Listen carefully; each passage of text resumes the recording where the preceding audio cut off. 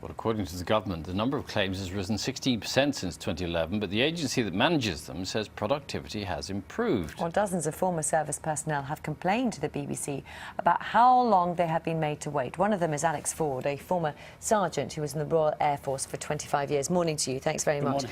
And this refers, in your case, and we'll talk about your wife in a second, to injuries you got some time ago, actually, doesn't it? Yeah, it was 1989 and 2002-ish that I injured my knee and my back. Right. And now, how long did it take for you to get this money? I left the armed services in December 2012, and it took until May this year for a final settlement on my injuries. Mm.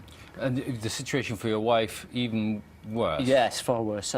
She was medically discharged in October 2012, and her claims are still ongoing, really. I would say 75% of it is solved, but we've still got one further claim ongoing with it. See, it took 15 months to sort out your case. Yeah. The MOD says the average waiting time is now about 4 to 5 months. They deal with 36,000 claims a year and have significantly improved their processes.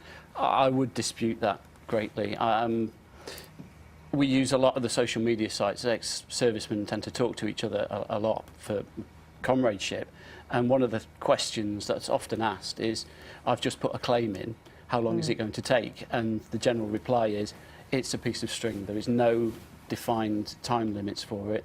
The Veterans UK aren't able to provide people with a time limit, and you're just left sitting there waiting.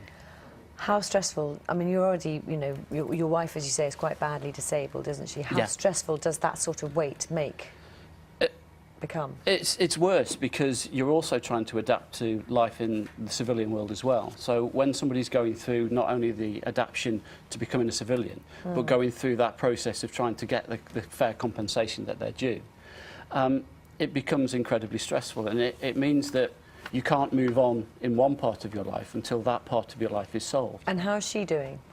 She's physically, she's quite badly off. She's very poorly, unable to walk quite a bit, confined to a wheelchair.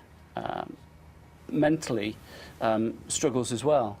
She would love to come here, but she's finding it very difficult to actually go out because her confidence has been shocked by the claims. Sorry, what sort of difference do these payments make? Are we talking about large amounts of money? Or? It's not a great deal of money.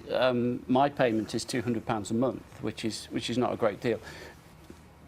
I'm very lucky in the fact that I left after 25 years with a service pension as well.